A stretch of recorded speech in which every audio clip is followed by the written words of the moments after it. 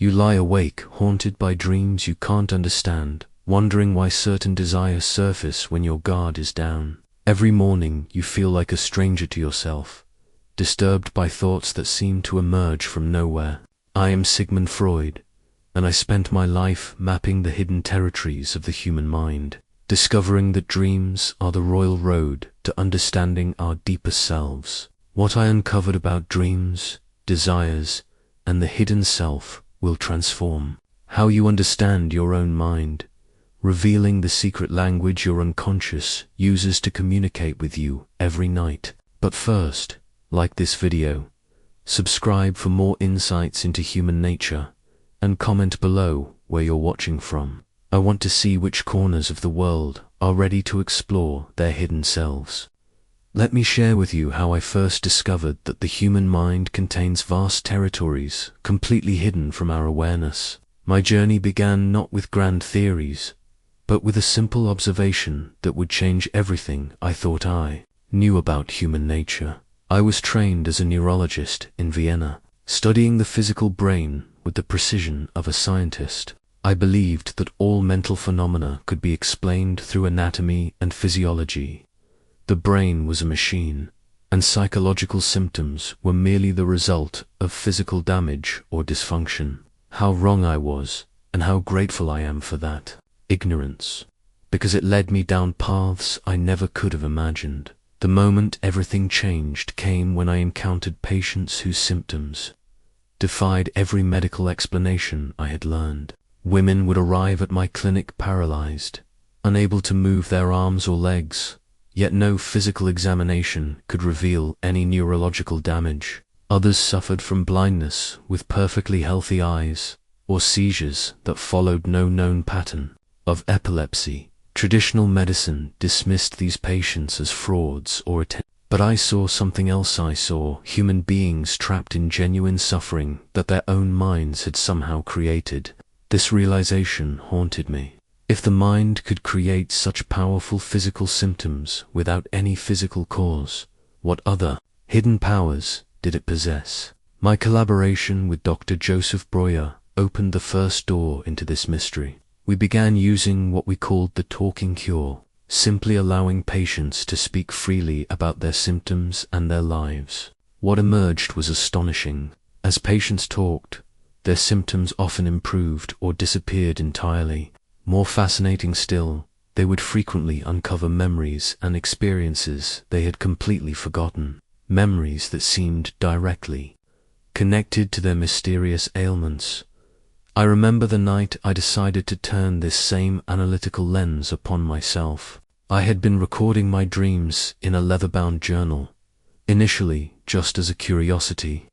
But as I began to analyze these nocturnal wanderings with the same rigor I applied to my patients, I made a discovery that shook me to my core. My dreams were not random nonsense. They were meaningful, purposeful communications from a part of my mind I didn't even know existed. The death of my father became the catalyst for the deepest self-analysis of my life. Grief opened doorways in my psyche that had been sealed shut. I found myself remembering childhood experiences with startling clarity, understanding for the first time how early conflicts and desires had shaped my adult personality in ways I had never recognized. I was archaeologist and artifact, scientist and subject, doctor and patient all at once. Through this process, I came to understand that we are all strangers to ourselves. The person you think you are, the conscious, rational, decision-making self, is merely the tip of an iceberg. Beneath the surface lies a vast unconscious realm populated by forgotten memories, repressed desires, and primitive impulses that exert tremendous influence over every aspect of your daily life. Picture an iceberg floating in the ocean. What you see above the waterline represents your conscious mind, your immediate thoughts, current feelings, and present awareness. This visible portion feels like your entire mental world, but it represents perhaps 1/10 of your psychological reality. The massive structure hidden beneath the waves contains the true depths of your being, I developed a map of the human psyche that reveals 3 distinct provinces, each with its own agenda, its own logic, and its own relentless demands. Understanding these internal territories will transform how you view every decision you make, every emotion you feel, and every conflict you experience. The ID is the most primitive and powerful part of your mind. It exists entirely in the unconscious and operates according to what I call the pleasure principle, wants immediate gratification of every desire, regardless of consequences or reality. The ID is pure animal instinct, the repository of your most basic drives for survival, sexuality, and aggression. It knows nothing of morality, logic, or social appropriateness. When you feel sudden hunger, overwhelming sexual attraction, or the urge to lash out in anger, you're experiencing the ID's raw demands. Think of the ID as a spoiled child who wants everything now. It doesn't understand no or wait or that's inappropriate.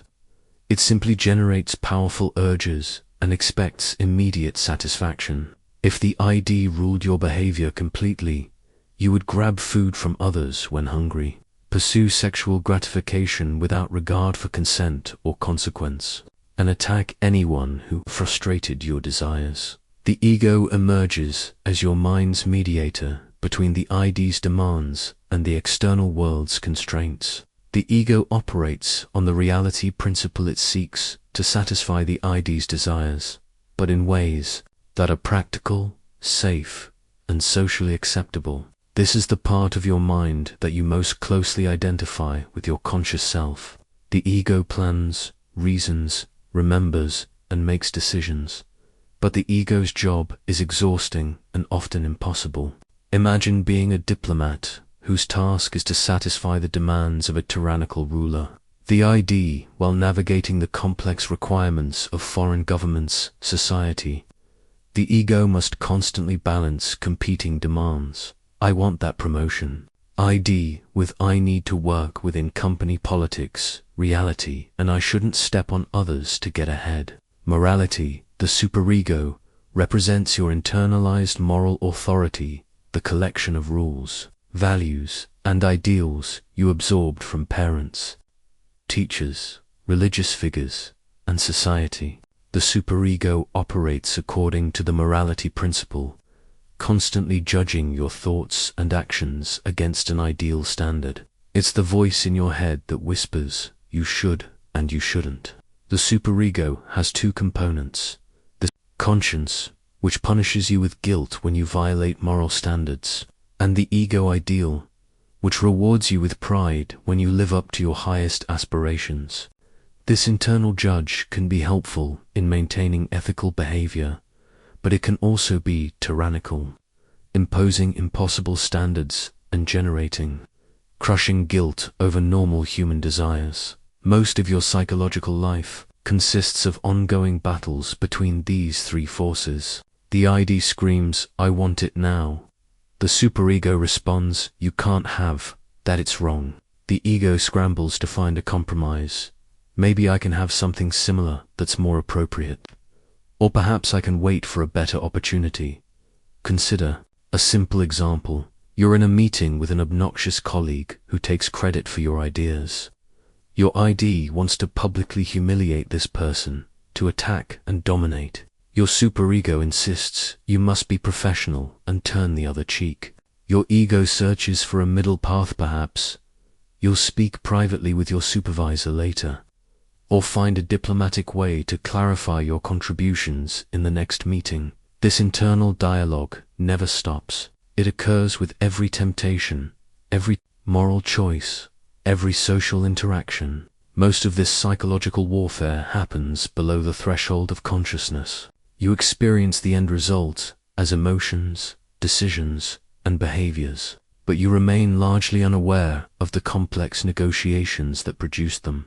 Understanding this internal architecture explains why you sometimes feel conflicted about your own desires, why you might sabotage your own success, or why you feel guilty about perfectly natural impulses. You're not weak or confused, you're simply human, containing within yourself these three powerful and often contradictory psychological forces.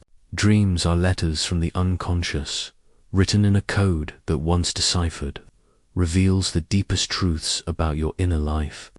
I call dreams the royal road to the unconscious because they provide the most direct access to the hidden chambers of your psyche. Every night, as your conscious mind sleeps, your unconscious mind awakens and begins to speak. But dreams don't communicate in the straightforward language of waking life. They speak in symbols, metaphors, and emotional impressions that seem nonsensical until you understand their grammar. Learning to interpret this nocturnal language will give you unprecedented insight into your own motivations, fears, and desires. When I began systematically analyzing dreams, first my own, then those of my patient I discovered that every dream has two levels of content. The manifest content is what you actually remember upon waking. The strange narrative, the bizarre characters, the impossible scenarios that seem to make no logical sense. But hidden beneath this surface story lies the latent content, the true psychological meaning that your unconscious mind is trying to communicate. Think of dreams as diplomatic messages between hostile nations. The real meaning cannot be stated directly because it would be too threatening or unacceptable to the conscious mind. So the unconscious encrypts its communications, disguising forbidden wishes and frightening truths in symbolic form. Your job as dream interpreter is to decode these messages and understand what your unconscious is really trying to tell you. The unconscious employs several specific mechanisms to transform dangerous thoughts into acceptable dream images. Condensation combines multiple ideas, people, or experiences into single dream elements. You might dream of a person who looks like your boss, but acts like your father and lives in your childhood home. One dream figure condensing several important relationships. Displacement redirects emotional intensity from its true target onto something safer. If you're furious with your spouse, but can't acknowledge this anger consciously, you might dream of being attacked by a stranger. The emotion is real, but it's been displaced onto a less threatening object. Symbolization translates abstract concepts into concrete images that can appear in dreams. Sexual desires might be represented by climbing stairs, riding trains, or handling various objects. Fears of death might appear as journeys, transformations, or encounters with mysterious figures.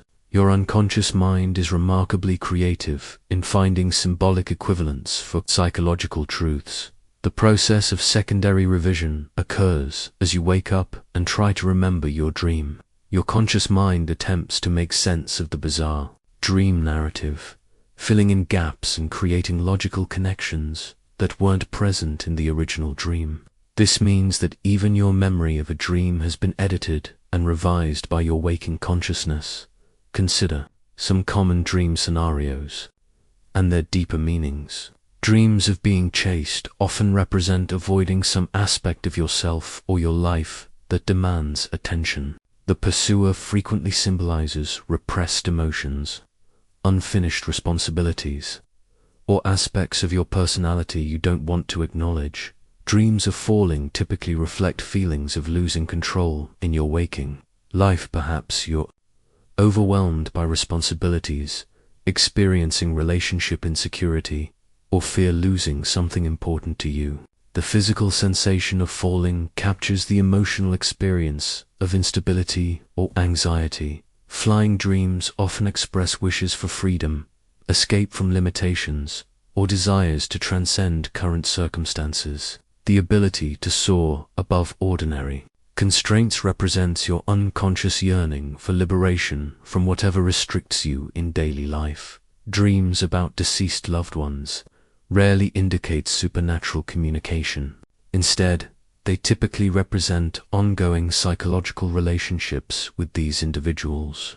Your unconscious mind maintains internal representations of important people, And dreams allow you to continue processing your relationship with them, expressing unfinished feelings, seeking guidance, or working through grief. Sexual dreams don't always reflect literal sexual desires. Often they represent wishes for intimacy, creativity, or union with aspects of yourself or others. The unconscious uses sexual imagery to express many different types of psychological connection and satisfaction. To begin understanding your own dreams, start keeping a dream journal beside your bed.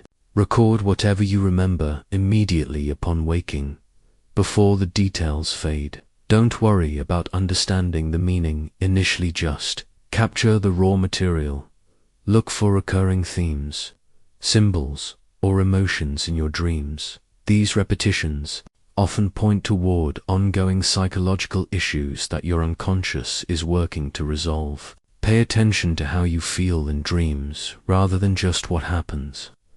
Emotions often provide the clearest clues to meaning. Consider the day residuant experiences that appear in your dreams. Your unconscious mind often uses material from the previous day as building blocks for expressing deeper concerns. A news story might provide the setting for a dream about your own fears, or a conversation with a friend might trigger dreams about relationships. Remember that dream interpretation is highly personal. While some symbols have universal meanings, across cultures, the most important meanings are those that resonate with your own life experiences and current psychological situation. Your unconscious speaks your personal language, using symbols and references drawn from your unique history and concerns. Desire is the engine that drives all human behavior, yet most people remain completely unconscious of their deepest wants and needs. What you think motivates you, logic, duty, practicality, these are often mere rationalizations for desires, so fundamental that acknowledging them would threaten your entire sense of self. I discovered that human beings possess an extraordinary capacity for self-deception about their own motivations. We construct elaborate justifications for behavior that actually springs from primitive desires we cannot consciously accept. Understanding this hidden layer of motivation will revolutionize how you see yourself and others. The mechanism I called repression is perhaps the mind's most powerful tool for managing unacceptable desires. When a wish or impulse conflicts too severely with your moral standards or social expectations, your psyche doesn't simply suppress it actively pushes it out of consciousness entirely. The desire doesn't disappear. It goes underground, where it continues to influence your behavior in disguised forms. Think of repression as a psychological bouncer who stands guard at the entrance to consciousness, refusing admission to any thought or feeling deemed too dangerous for the civilized mind. But these rejected visitors don't simply leave, they find back entrances, appearing in dreams, slips of the tongue, mysterious symptoms, and seemingly irrational behaviors. I witnessed this process most clearly in my treatment of Anna O., a brilliant young woman who developed a constellation of bizarre symptoms: paralysis, hallucinations, and speech disturbances that had no physical cause. Through our talking sessions, we discovered that her symptoms were expressions of forbidding desires and emotions she couldn't consciously acknowledge. Her paralyzed arm represented her unconscious wish to strike her demanding father. Her inability to speak her native German reflected her suppressed resentment toward her family's expectations. Sexual desire, I came to understand, forms the foundation of most human motivation. Though this insight scandalized the Victorian society of my time, I don't mean that every action springs from crude sexual impulses, but rather that the libido life energy seeking satisfaction and connection underlies our drives for achievement, creativity, relationships, and even spiritual fulfillment. This sexual energy rarely expresses itself directly in civilized society. Instead, it undergoes transformation through a process I termed sublimation. The artist channels sexual energy into creative expression, The scientist redirects it toward intellectual discovery. The religious mystic transforms it into spiritual devotion. The businessman converts it into the drive for success and dominance. Consider how often our most passionate pursuits reveal underlying sexual themes. The lover's devotion to art, the competitive drive in sports, the satisfaction of mastering a craft, all these contain elements of sublimated sexual energy seeking expression in socially acceptable forms. But sublimation exacts a price. The more successfully you transform raw desire into civilized achievement, the further you move from your authentic self. The respected professional who suddenly abandons a successful career for an inappropriate relationship may be experiencing the return of long-suppressed authentic desires that refuse to remain hidden any longer. The forbidden nature of certain desires often makes them more powerful, not less. The strict religious person who becomes obsessed with sexual temptation, the moral crusader who secretly indulges in the behaviors they publicly condemned, these represent the psychological law that repression often strengthens what it attempts to eliminate. I observe that people often develop their strongest conscious convictions as reactions against their most threatening unconscious desires. The person who rails against homosexuality may be defending against their own same-sex attractions. The individual who preaches about sexual purity might be struggling with intense sexual fantasies. Our loudest moral pronouncements sometimes reveal our deepest hidden conflicts. This insight doesn't mean that all moral convictions are hypocritical defenses. Many people develop genuine ethical principles through thoughtful reflection, but when moral positions carry unusual emotional intensity or seem disconnected from personal experience, they may represent psychological defenses against threatening desires. Learning to recognize your own repressed desires requires courage and honesty. Begin by noticing what triggers strong emotional reactions in you. The behaviors in others that provoke your most intense criticism or disgust often point toward aspects of yourself you've disowned. The character traits you find most admirable in others frequently represent parts of yourself you've abandoned or never developed. Pay attention to your fantasies, both sexual and non-sexual. What scenarios capture your imagination? What kinds of power, freedom, or satisfaction do you long for? These fantasy lives often contain clues to authentic desires that your conscious mind has deemed unacceptably. Notice patterns in your relationships. Do you repeatedly attract certain types of people?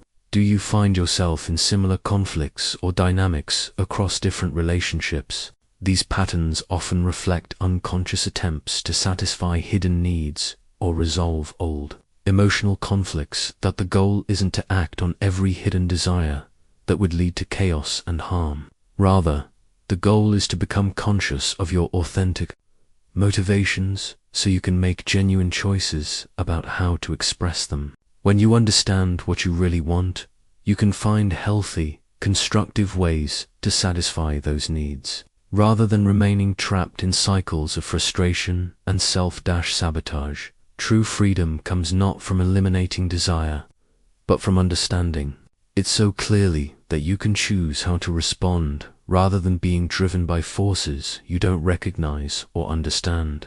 The child you once were continues to live within your adult psyche, influencing every relationship, career decision, and emotional response in ways you cannot imagine. Your earliest experiences create psychological templates that shape how you perceive and interact with the world for the rest of your life. Understanding these formative patterns is essential for comprehending why you are who you are. I discovered that human psychological development follows predictable stages, each presenting unique challenges and opportunities for healthy growth or lasting dysfunction. The way these early developmental crises are resolved or left unresolved determines the fundamental structure of your adult personality.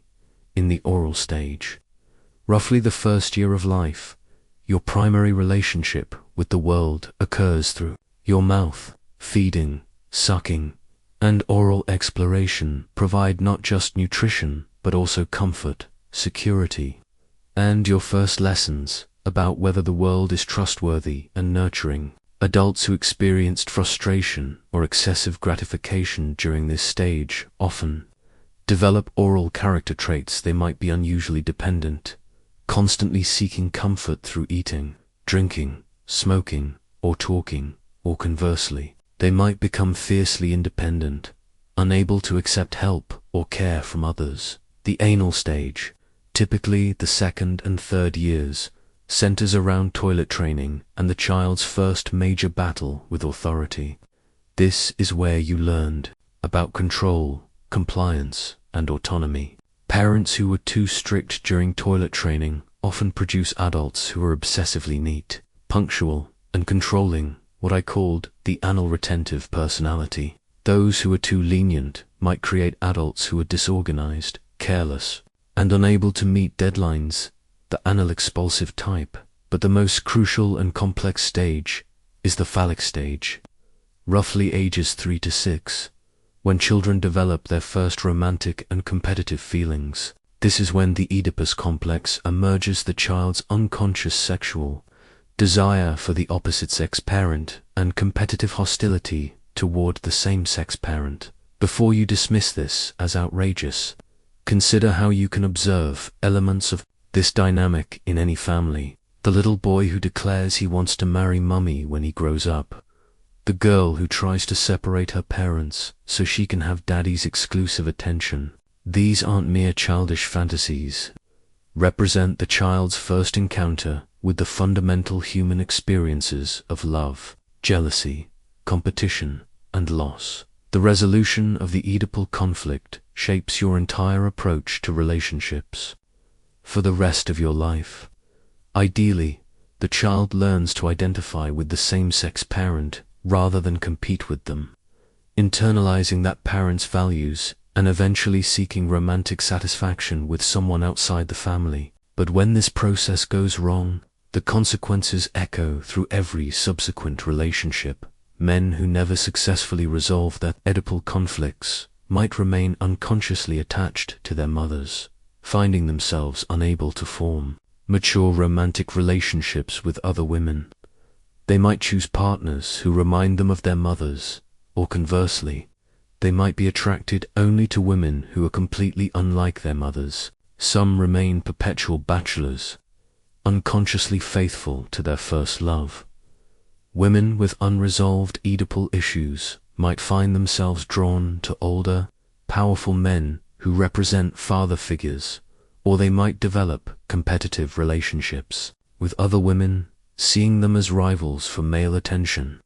Some become overly seductive in their relationships with men, while others develop a defensive hostility toward masculine authority. The latency period, roughly ages 6 through puberty, provides a respite from these intense psychological dramas. Sexual interests become dormant, and the child focuses on developing skills, friendships, and intellectual abilities. This is when you learn to function in the larger social world beyond your family. Then comes adolescence, when sexual impulses reawaken with tremendous force, often overwhelming the psychological defenses developed during latency. This is why adolescence feels so tumultuous. It's not just physical maturation, but the return of all those early sexual and competitive feelings in a more mature body, with greater capabilities for actually acting on these impulses. The patterns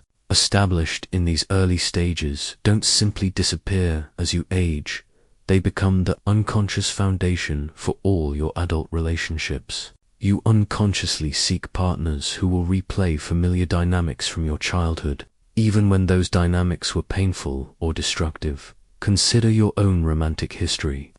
Do you find yourself attracted to unavailable people, recreating the frustration of competing for a parent's attention? Do you choose partners who are critical and demanding, perhaps unconsciously familiar because they remind you of a harsh parent? Do you find yourself in relationships where you feel like a child, rather than an equal adult partner? These repetitions aren't conscious choices, they're unconscious attempts to master childhood conflicts. The that were never successfully resolved. Your psyche keeps creating opportunities to replay these early dramas, hoping to achieve a different outcome this time. The same patterns appear in your relationship with authority. How do you respond to bosses, teachers, or other authority figures? Your reactions often reveal your unfinished business with parental authority.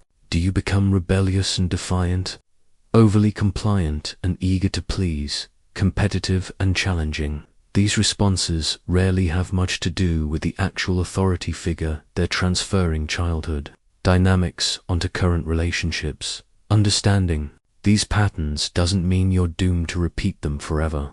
Awareness creates the possibility of choice.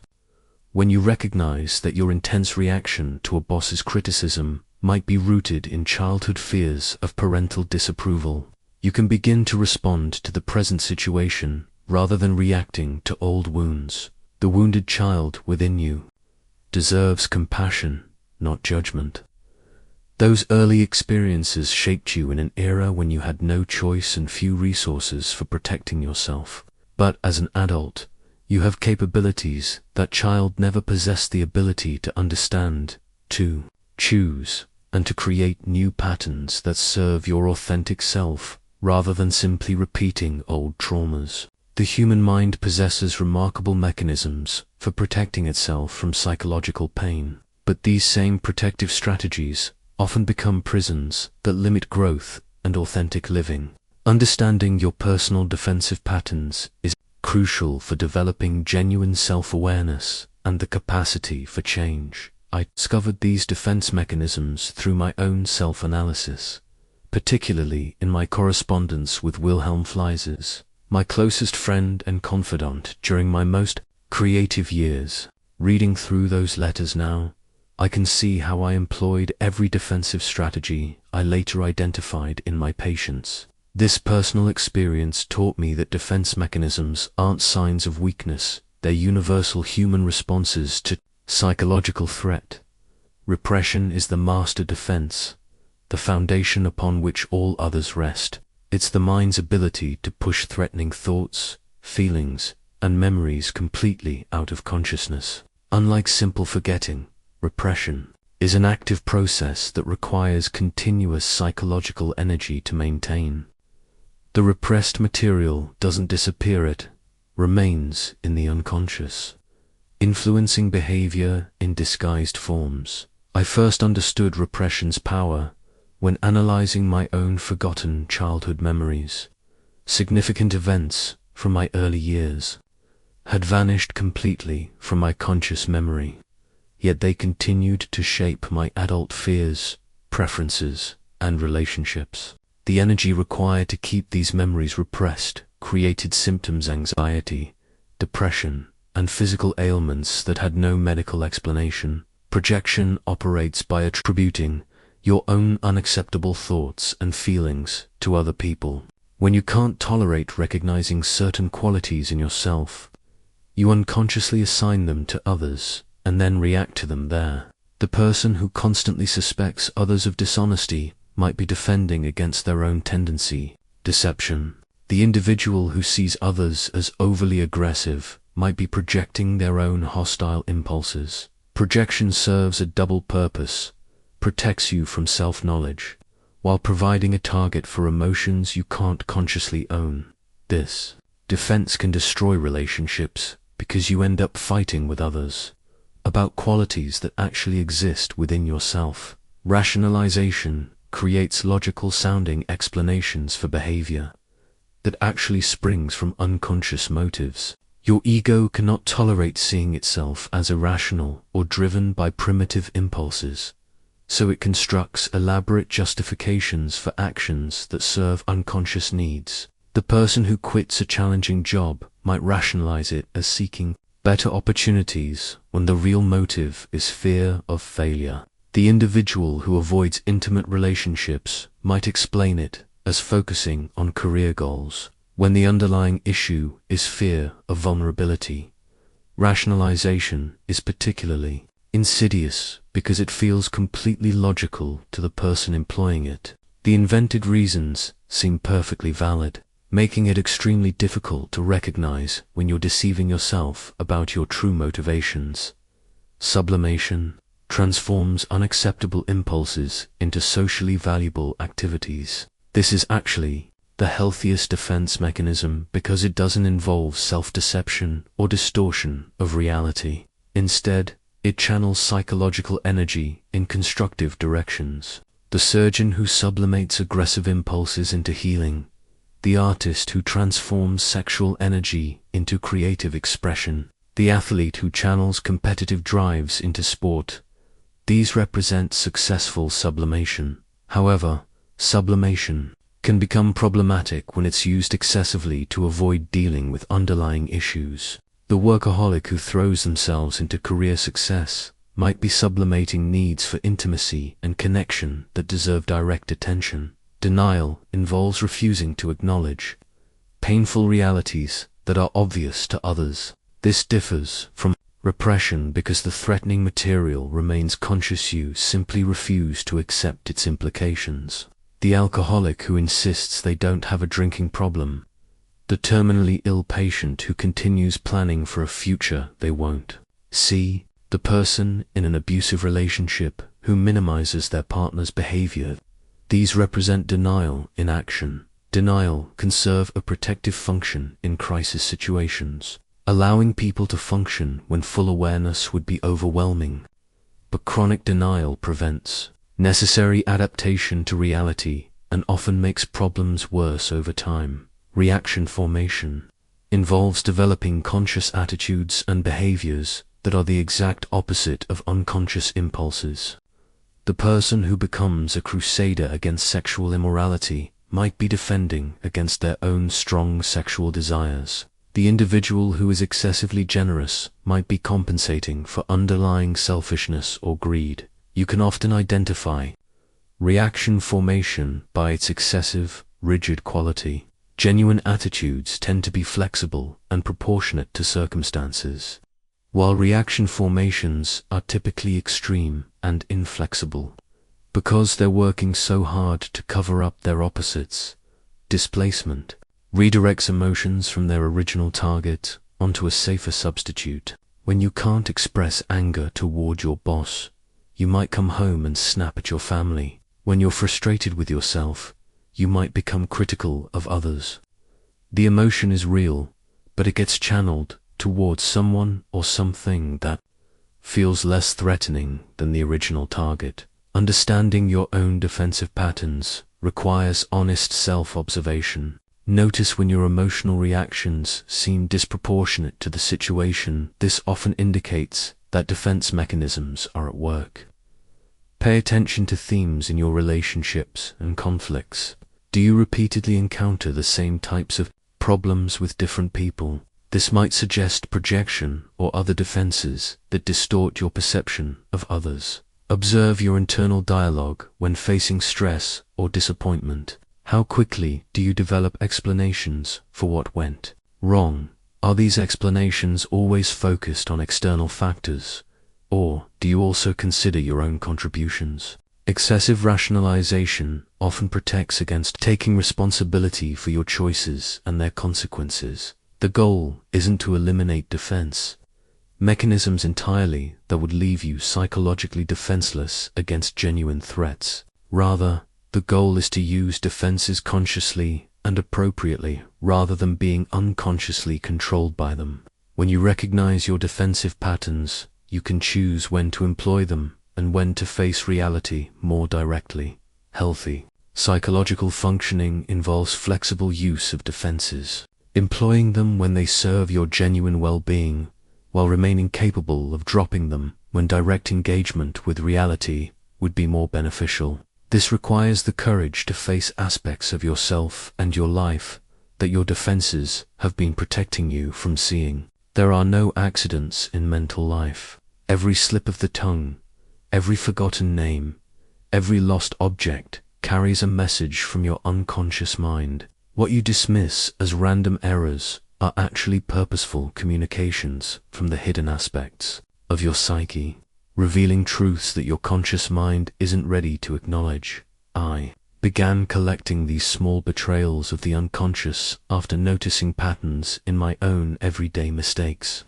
When I accidentally called a patient by the wrong name, I discovered that the substituted name always had psychological significance. When I forgot appointments or misplaced important documents, investigation revealed that my unconscious had reasons for these seemingly random lapses. These phenomena, which others later named Freudian slips, represent moments when the unconscious breaks through the censorship of consciousness to express forbidden thoughts and feelings. Your mind contains competing motivations, the conscious intention to say or do one thing, and the unconscious desire to express something entirely different. The slip occurs when the unconscious motivation temporarily overpowers conscious control. Consider the businessman who means to say, "I'm pleased to meet you" to a new client, but instead says, "I'm pleased to beat you." His conscious mind wants to be polite and professional, but his unconscious reveals competitive and aggressive feelings toward this potential rival. The slip exposes his true attitude more accurately than his intended words. Or the woman who repeatedly forgets to call her mother back, despite consciously believing she should maintain regular contact. Her forgetting isn't a memory problem, it's her unconscious expressing ambivalent feelings about the relationship that she can't consciously acknowledge. The missed calls reveal hidden resentment or desire for independence that conflicts with her conscious sense of duty. Slips of the tongue often reveal repressed sexual feelings. The minister who accidentally refers to the congregation as the copulation exposes unconscious sexual preoccupations that would horrify his conscious mind. The teacher who calls a student by the name of an ex-lover reveals thoughts and feelings that have no place in a professional relationship. Forgetting operates as an unconscious form of self-protection. You forget the name of someone who reminds you of a painful experience. You lose the phone number of someone you're unconsciously avoiding. You can't remember the details of an event that threatens your self-image or brings up uncomfortable emotions. That the mechanism of forgetting is particularly revealing with names and words. Often you can remember everything about a person except their name, or you substitute a different name that sounds similar. Investigation usually reveals that the forgotten name has associations with repressed memories or feelings. Your unconscious refuses to allow certain names into consciousness because they would trigger awareness of material you're not prepared to face. Object loss follows similar patterns. You lose things that symbolically represent relationships or situations you're unconsciously rejecting. The wedding ring that gets accidentally left at home before a business trip with an attractive colleague. The gift from an ex-partner that mysteriously disappears during a move. The important document that vanishes just before a deadline you unconsciously want to avoid. Sometimes you lose objects that represent aspects of yourself you're trying to abandon or change. The person who keeps losing their glasses might be unconsciously rejecting the need to see clearly about some situation.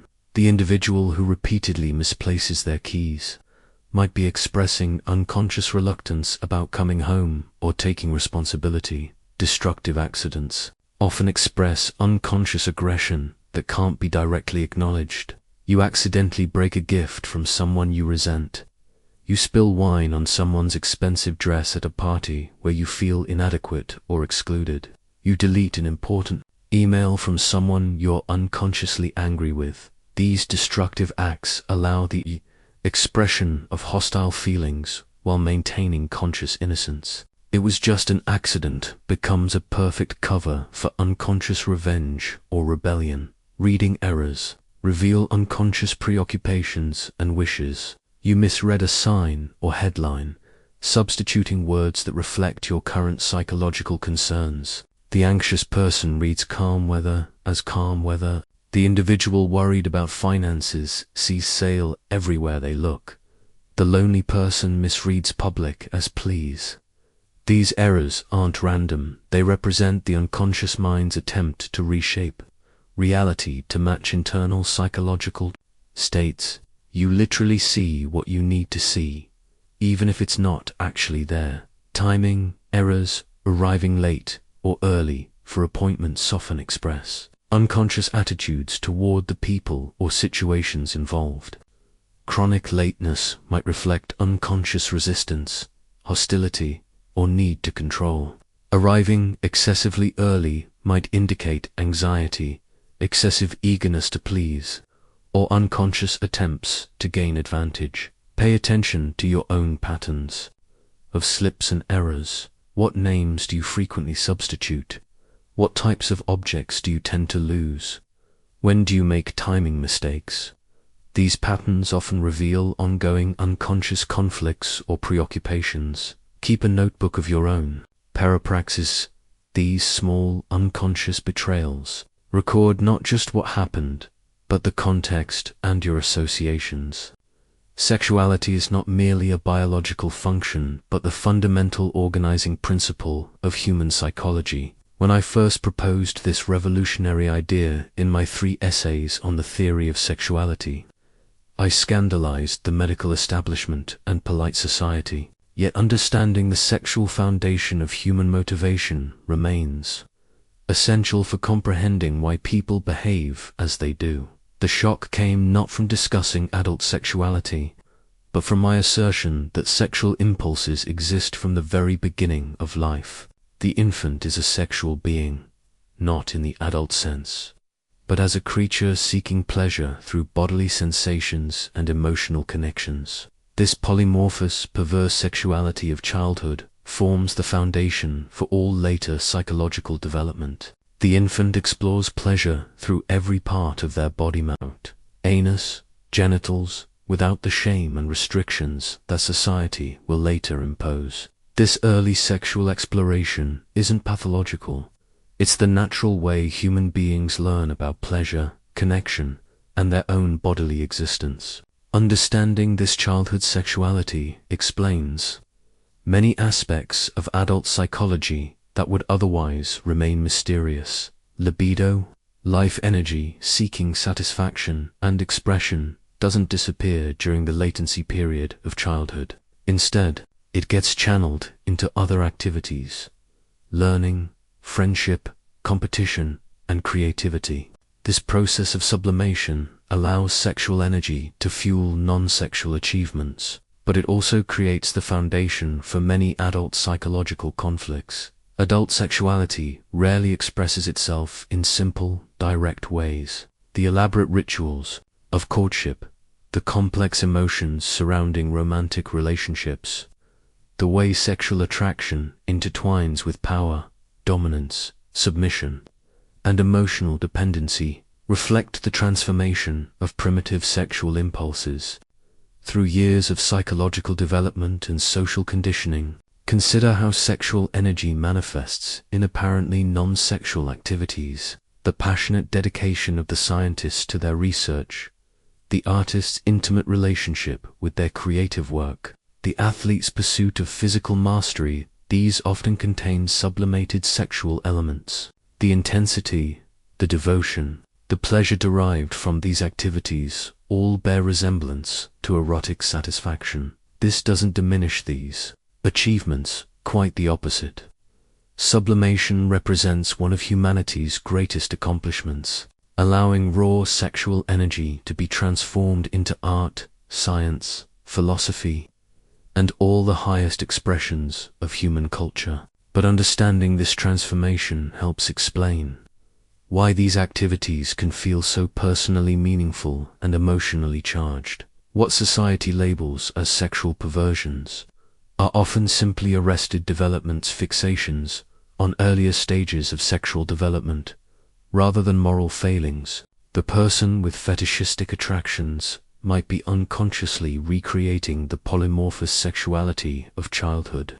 Voyeuristic or exhibitionistic tendencies might reflect unresolved conflicts around childhood sexual curiosity and the shame imposed by early prohibitions. This perspective doesn't excuse harmful sexual behavior, but it does suggest that understanding and compassion might be more therapeutic than moral condemnation. Most sexual difficulties stem from psychological conflicts rather than moral deficiencies, and they respond better to insight than to shame. The development of sexual identity follows predictable patterns, though these patterns can be disrupted by trauma, excessive stimulation, or harsh prohibitions during critical periods. The child who receives age-appropriate affection and gradually learns healthy boundaries around sexuality typically develops into an adult capable of mature sexual relationships. But when this development goes wrong through abuse, neglect, overstimulation, or excessive shame, the results can persist throughout life. The adult who cannot enjoy physical intimacy, the person who becomes compulsively promiscuous, the individual who can only experience sexual satisfaction under very specific conditions. These patterns often trace back to disruptions in early sexual development.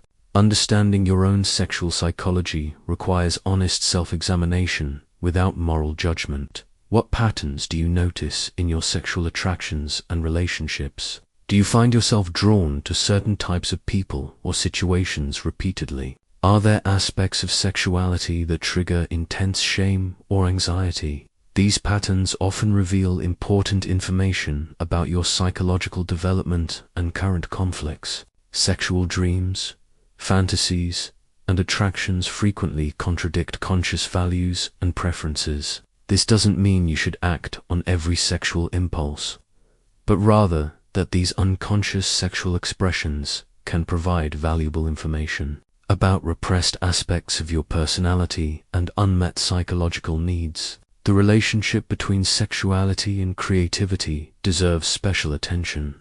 Many artists, writers, and innovators report that their most productive periods coincide with intense sexual energy, either expressed or deliberately sublimated. The same creative force that produces new life can be channeled into producing new ideas, artworks, or innovations. But sublimation isn't always healthy. When sexual energy is excessively repressed rather than consciously channeled, it can create psychological symptoms, creative blocks, or relationship difficulties. The goal isn't to eliminate sexual energy, but to find healthy, appropriate ways to express and enjoy it. Modern society's relationship with sexuality remains deeply conflicted. We're simultaneously over-sexualized and sexually repressed, bombarded with sexual imagery while maintaining puritanical attitudes toward actual sexual expression. This cultural contradiction creates psychological conflicts that affect everyone, regardless of their personal sexual experiences or orientations. The path towards sexual health involves integrating sexuality into your overall personality rather than compartmentalizing it as something separate from your real self. When you can acknowledge and accept your sexual nature without shame or excessive indulgence, sexual energy becomes available for both intimate relationships and creative sublimation in other areas of life. The price of civilization is psychological suffering. This tragic truth became clear to me as I studied the artifacts of human culture, the art, laws, and institutions that represent humanity's greatest achievements. Each advance in civilization requires the suppression of natural impulses, creating an eternal conflict between individual desires and social demands that no amount of progress can resolve. Human beings are not naturally suited for civilized life. We evolved as tribal creatures, driven by immediate gratification of basic needs: food, shelter, sexual satisfaction, and dominance over rivals. Our deepest instincts prepare us for a world of scarcity, danger, and competition that no longer exists in developed societies. Yet civilization demands the opposite of our natural inclinations. It requires delayed gratification instead of immediate satisfaction, cooperation instead of competition, sublimation instead of direct expression of sexual and aggressive impulses. We must work at jobs that often feel meaningless, follow rules that constrain our freedom, and suppress desires that feel fundamental to our nature. This suppression doesn't eliminate our primitive impulses, merely drives them underground. where they create psychological pressure that must find expression somewhere. The result is the epidemic of anxiety, depression, and restlessness that characterizes modern life. Despite unprecedented material prosperity and safety, consider the businessman who spends his days in corporate meetings, suppressing his natural aggressiveness in favor of diplomatic collaboration. His primitive self wants to dominate rivals and claim territory, but civilization demands he channel these impulses into strategic planning and market competition. The psychological tension this creates manifests as stress, insomnia, and the need for various forms of escape and release. Or examine the restrictions civilization places on sexual expression. Natural sexual impulses are polymorphous and seek immediate gratification with multiple partners. Civilization demands monogamy, delayed gratification, and the channeling of sexual energy into long-term relationships and productive work.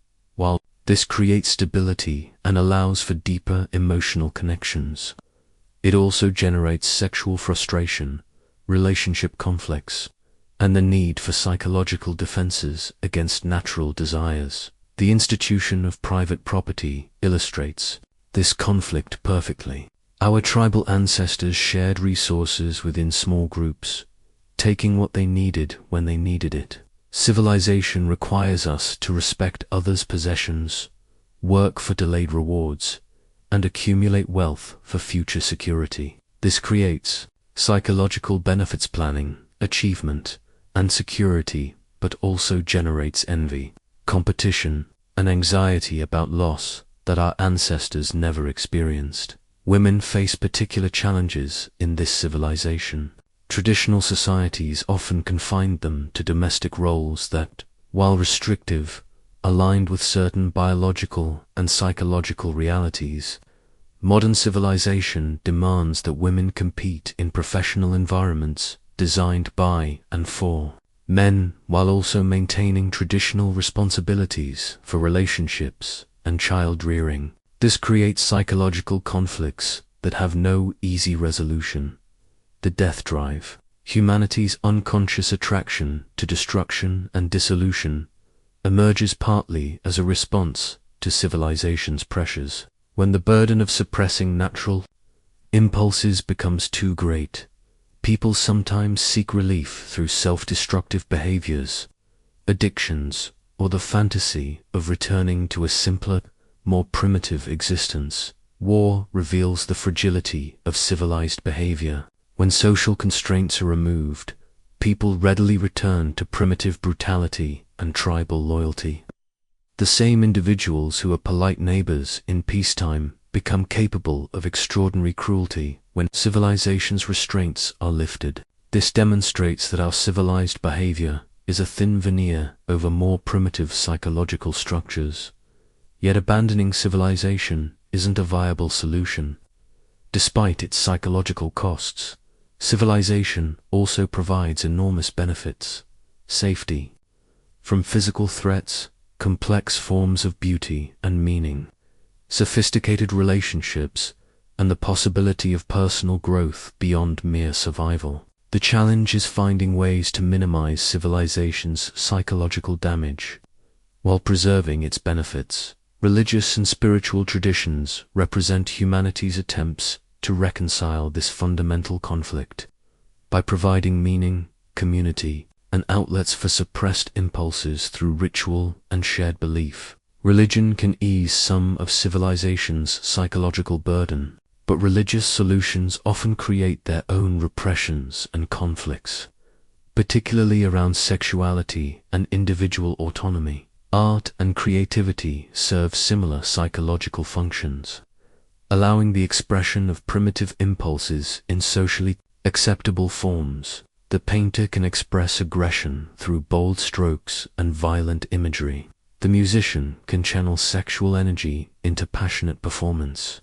The writer can explore forbidden thoughts and feelings through fictional characters. Individual solutions to civilization's discontents must balance authenticity with social responsibility. This means finding healthy outlets for natural impulses while accepting that complete freedom and satisfaction are impossible in civilized society. It requires developing psychological flexibility, the ability to suppress impulses when necessary, without losing touch with your authentic desires. Some practical approaches can help minimize civilization's psychological costs. Regular physical exercise provides an outlet for aggressive energy. Creative hobbies allow expression of impulses that work-life constrains. Intimate relationships offer opportunities for emotional and sexual satisfaction within civilized boundaries. Travel and adventure can temporarily satisfy desires for freedom and novelty, but ultimately, accepting civilization's discontents is part of psychological maturity. The goal isn't to eliminate all frustration and constraint. That's impossible. Rather, the goal is to understand why these conflicts exist and to find meaningful ways to live with them while still pursuing authentic satisfaction and growth. The tragedy of human existence is that we are creatures caught between two worlds: primitive world we evolved for and the civilized world we've created. Neither world can fully satisfy our nature, but understanding this conflict allows us to make more conscious choices about how to balance competing demands and find meaning despite inevitable frustrations. The simple act of speaking truthfully about your inner experience possesses transformative power that I discovered almost by accident. What began as a desperate attempt to help patients whose symptoms defied medical explanation evolved into a revolutionary understanding of how psychological healing occurs. The Talking Cure psychoanalysis reveals that consciousness itself can be therapeutic. My Therapeutic Techniques manual documents methods that emerged organically from observing what actually helped people change. Traditional medicine focused on symptoms removing, suppressing, or managing psychological distress. But I discovered that symptoms often serve important psychological functions, and treating them directly misses the deeper conflicts they represent. The fundamental rule of psychoanalysis is free association, saying whatever comes to mind without censorship or editing. This seemingly simple instruction proves remarkably difficult for most people. We're trained from childhood to present ourselves in acceptable ways, to think before speaking, to maintain social facades, even in private moments. But psychological healing requires precisely the opposite, allowing unconscious material to emerge into consciousness without interference from rational control. When you speak without censoring, patterns emerge that reveal hidden motivations, repressed memories, and unconscious conflicts that shape your behavior in ways you never recognized. The process begins with resistance. Almost everyone who attempts free association encounters internal obstacles: sudden blankness, the feeling that thoughts are stupid or irrelevant, powerful urges to change the subject when approaching emotionally charged material. This resistance isn't a failure of the method, it's the method working, revealing the psychological defenses that maintain neurotic symptoms. Working through resistance requires patience and persistence. The same psychological forces that created symptoms also resist their resolution. Your psyche has organized itself around certain defenses and patterns, and changing them feels dangerous even when they're causing suffering. The resistance protects you from awareness that feels unbearable, even as it maintains the very problems you want to solve. Transference represents one of the most powerful and surprising aspects of the therapeutic process. Patients inevitably begin to experience their therapist as if they were important figures from their past parents, siblings, early romantic partners. These feelings seem to arise spontaneously and often feel completely irrational to the patient. But transference isn't a problem to be solved. It's a gift to be explored. When you transfer childhood feelings and expectations onto your therapist, you recreate the very psychological patterns that cause difficulties in your daily relationships. The therapeutic relationship becomes a laboratory where these patterns can be experienced, understood, and eventually changed. I discovered this phenomenon through my own intense emotional reactions to patients. Countertransference, the therapist's emotional responses to the patient initially seemed like a professional failing, but I learned that these feelings often provide crucial information about the patient's internal world and relationship patterns. When I felt bored with a patient, it often reflected their unconscious withdrawal from emotional engagement.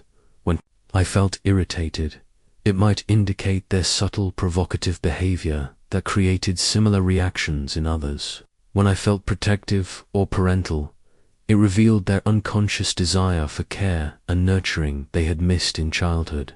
This mutual emotional engagement distinguishes psychoanalysis from other forms of treatment. Rather than maintaining clinical detachment, the therapeutic relationship becomes a real human encounter, where both participants are affected by the interaction. This emotional reality allows for genuine transformation rather than merely intellectual. Understanding the goal of analysis isn't symptom removal, but structural personality change. Symptoms represent attempted solutions to unconscious conflicts they serve. Psychological functions, even as they create suffering. Simply eliminating symptoms without resolving underlying conflicts often results in symptom substitution or the development of new problems. Instead, successful analysis makes the unconscious conscious, expanding the territory of the ego so that more of your psychological life comes under conscious control. Where there was unconscious compulsion, conscious choice becomes possible. Where there were automatic reactions based on childhood patterns, adult responses based on current reality become available. This process requires considerable time and emotional investment. Quick fixes and symptom-focused treatments might provide temporary relief, but lasting change occurs slowly as unconscious patterns gradually become conscious and new ways of being are practiced and integrated. The relationship between insight and change deserves special attention. Many people assume that understanding their problems intellectually will automatically resolve them, but psychological insight without emotional experience rarely produces lasting transformation. You must not only understand your patterns, but also feel the emotions connected to them and practice new responses repeatedly. This is why the therapeutic relationship itself becomes the vehicle for change. It's not enough to talk about relationship patterns. You must experience them directly with another person who can help you.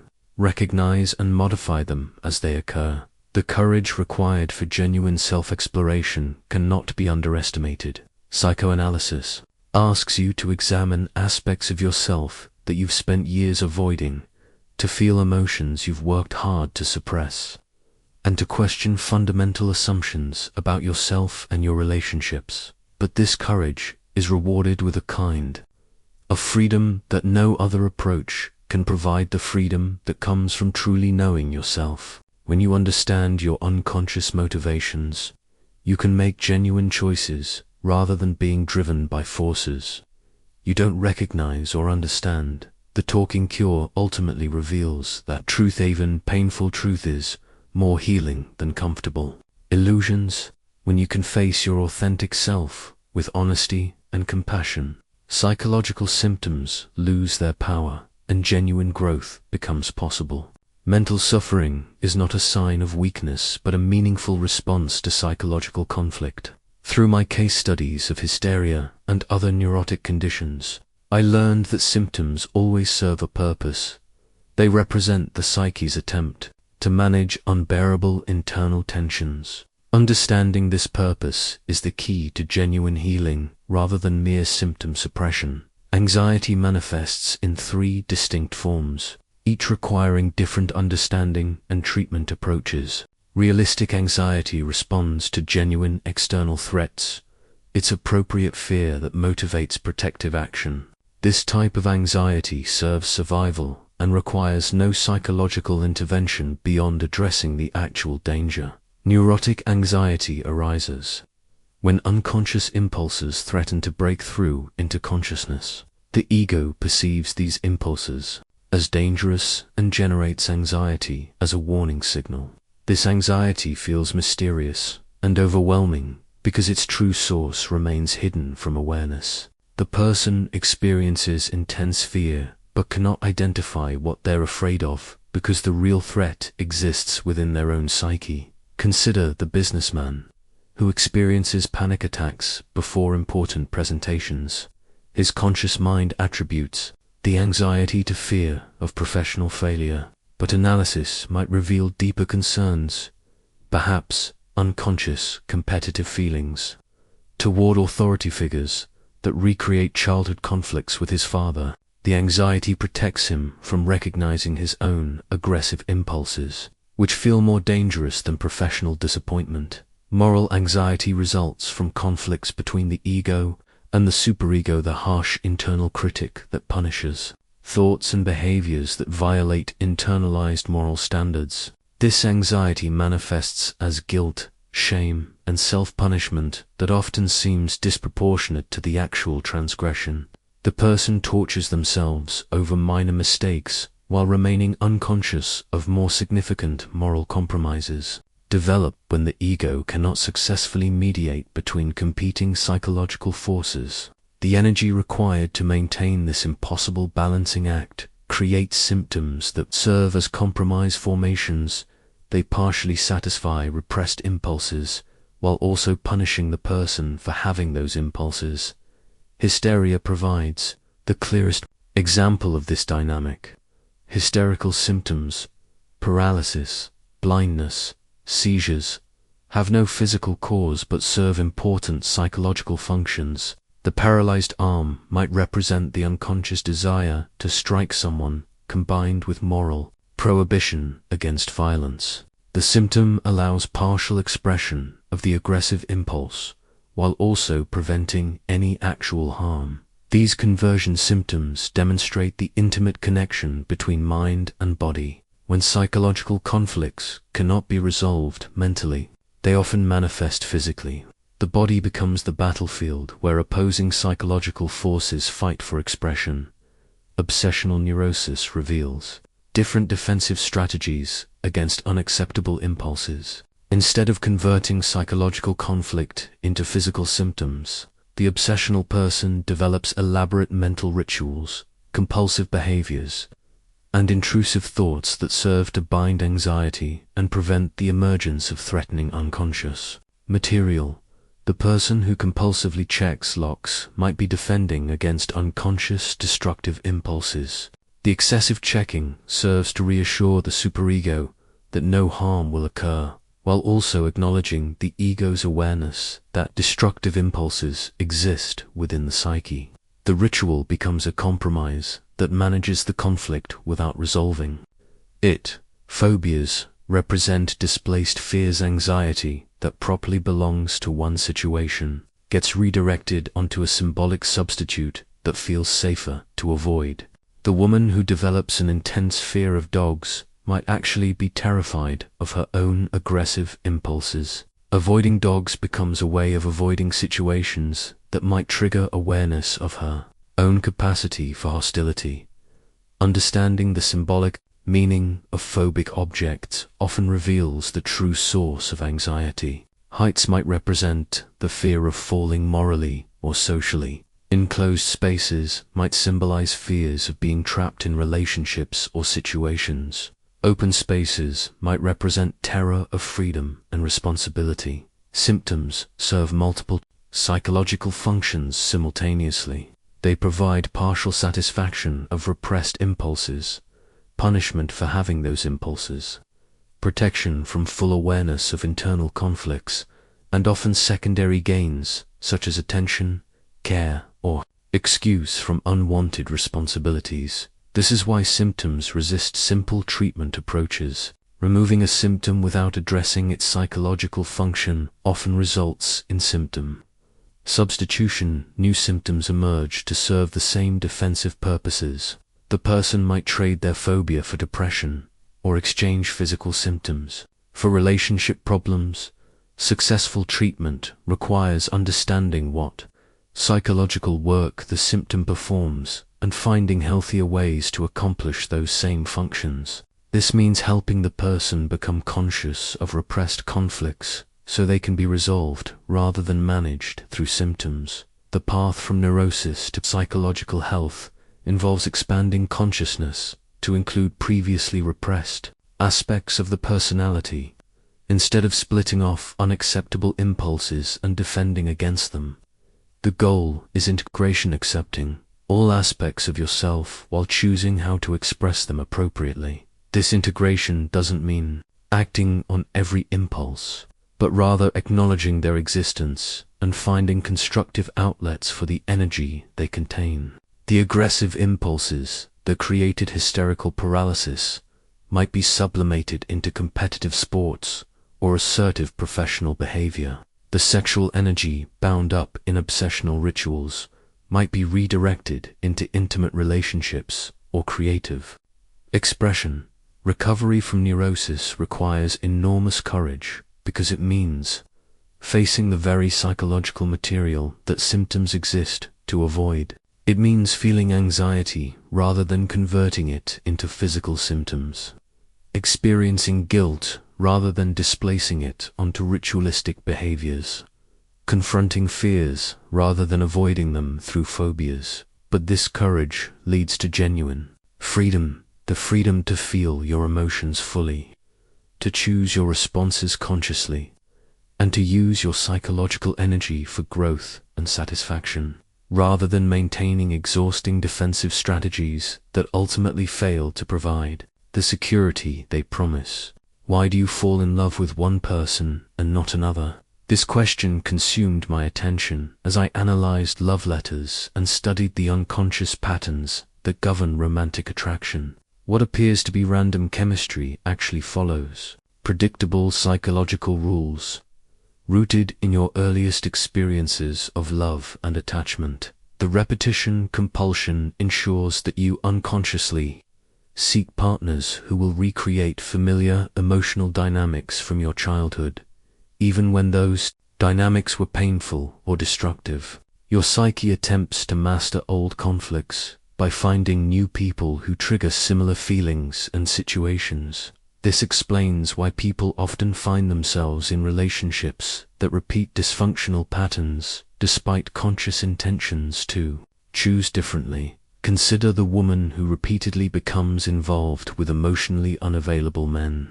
Her conscious mind seeks a loving, committed partner, but she finds herself attracted only to men who recreate the emotional distance she experienced with her father. Each relationship becomes an unconscious attempt to finally win the love and attention that eluded her in childhood, or examine the man who always chooses partners who need rescuing women struggling with addiction, financial problems, or emotional instability. He consciously believes he's being generous and loving, but unconsciously he's recreating the family dynamic where he gained value by being needed. His romantic relationships become extensions of childhood patterns where love was conditional on his caretaking abilities.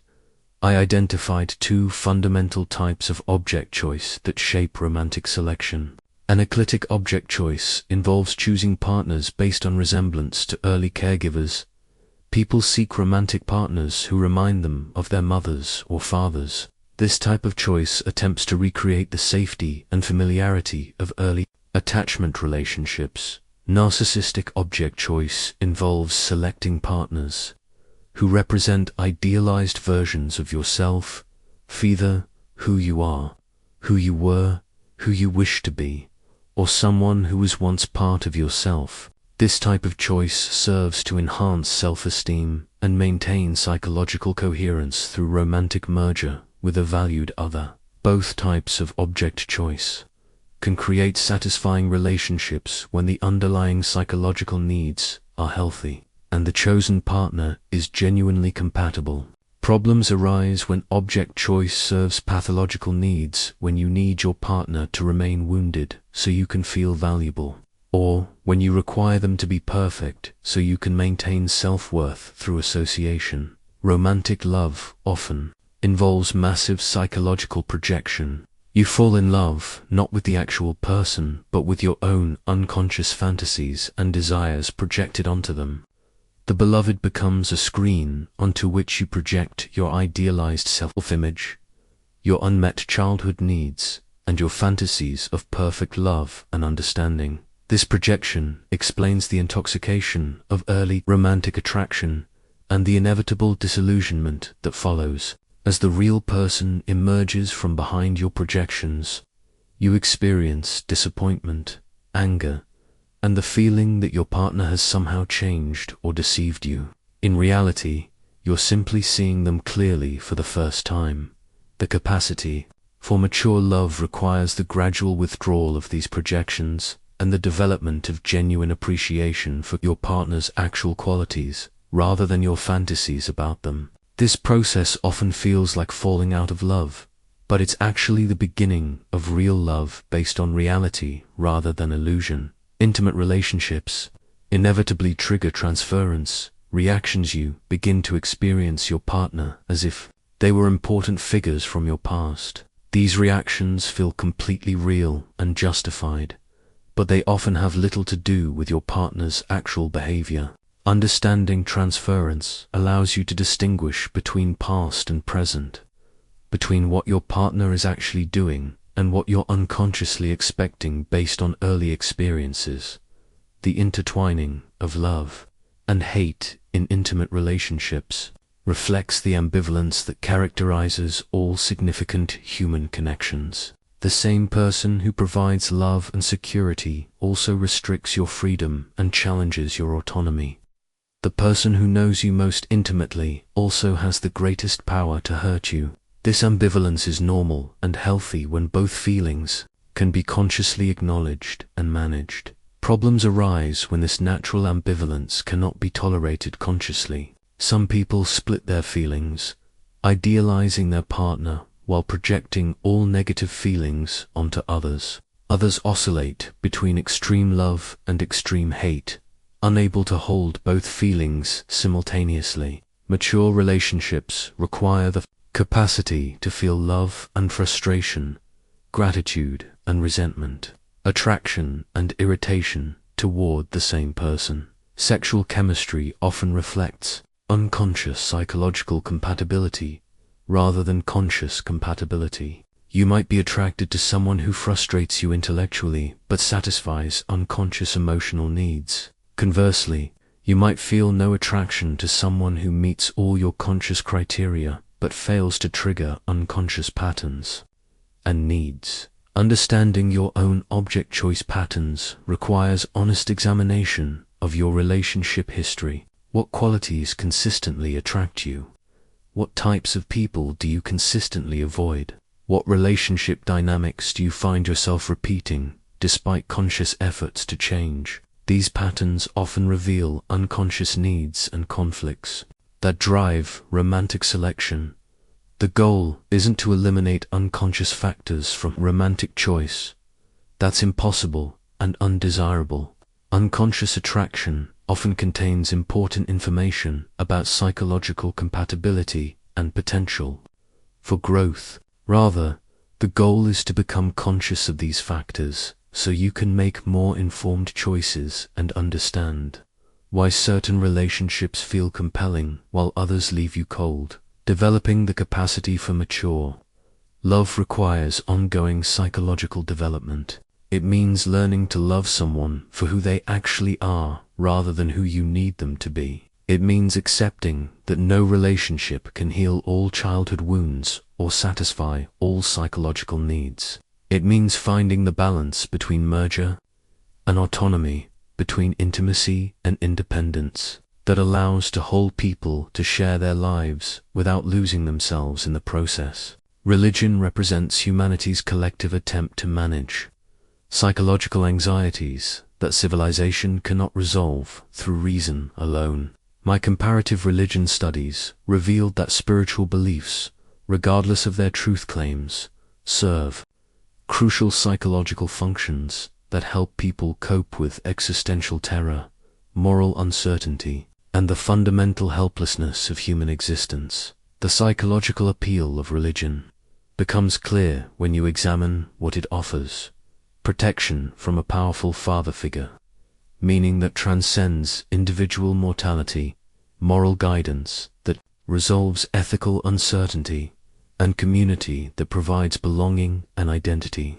These benefits address universal human needs that arose from our evolution as vulnerable creatures dependent on parental care. Religious experience often mirrors the psychology of childhood dependence. The believer relates to God much as a child relates to an idealized parent seeking protection, guidance, approval, and unconditional love. Prayer resembles the dependent communication of a child asking for help, forgiveness, or blessing from an all-powerful adult figure. This parallel isn't accidental. Early parental relationships create psychological templates that shape how you conceptualize ultimate authority throughout life. People who experienced loving, protective parents often develop warm, trusting relationships with God. Those who had harsh, punitive parents frequently imagined God as judgmental and vindictive.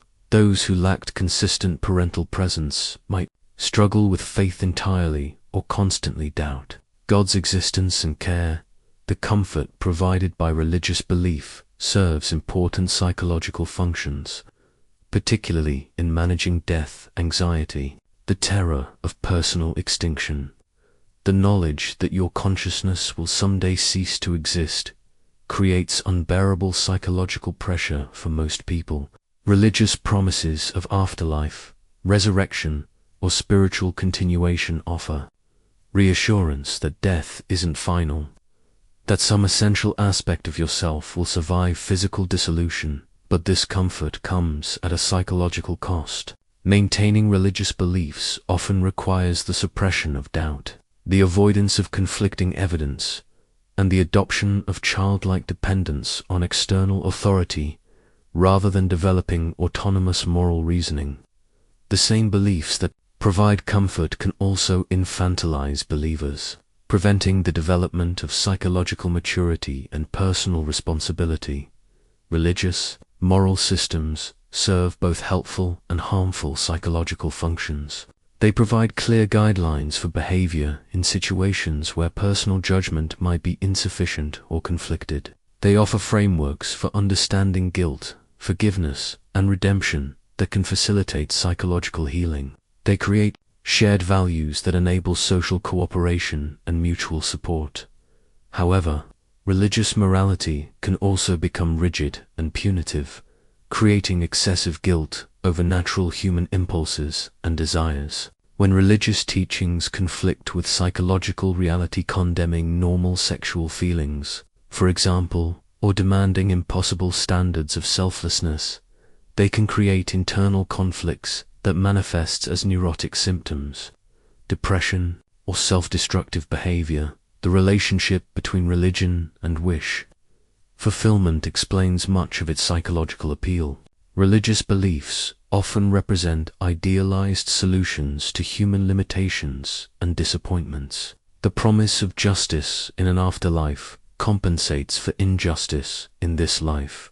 The concept of divine love provides the unconditional acceptance that human relationships often fail to deliver. The vision of paradise offers escape from the inevitable suffering of earthly existence. Art and religion share similar psychological functions. Both allow the expression and satisfaction of wishes that reality cannot fulfill. The artist creates beauty and meaning through creative expression. The believer finds beauty and meaning through spiritual contemplation and ritual. Both activities can provide genuine psychological satisfaction and contribute to mental health when they don't become rigid or compulsive. Religious rituals serves important psychological purposes beyond its stated spiritual functions. Ritual provides rhythm and structure that organize psychological experience. It creates community bonds through shared symbolic activities.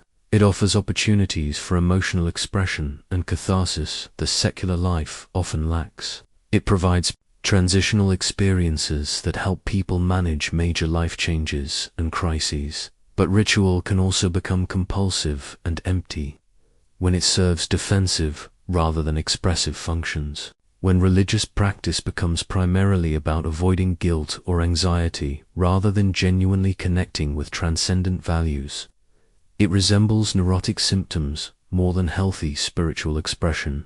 The psychology of conversion experiences reveals how religious transformation often serves unconscious psychological needs. The dramatic religious conversion might represent escape from overwhelming guilt, the resolution of identity confusion, or the satisfaction of dependency needs through surrender to divine authority. While these transformations can be genuinely beneficial, they often address psychological problems that might be resolved more directly through self-understanding and personal development.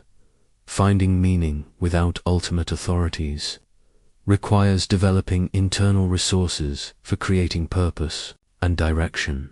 This doesn't necessarily mean abandoning all spiritual beliefs, but rather examining which beliefs serve genuine psychological needs and which serve defensive functions that might be better addressed through increased self-awareness and personal growth. The mature approach to spirituality involves maintaining openness to transcendent experiences and values, while accepting responsibility for your own moral reasoning and life choices. This means appreciating the psychological benefits that religious traditions offer, while avoiding the infantilizing dependence that prevents authentic spiritual development. True spiritual maturity might involve outgrowing the need for cosmic parent figures, while retaining appreciation for mystery, beauty, and connection that transcends individual ego concerns. This represents a form of spirituality based on expansion of consciousness, rather than submission to external authority.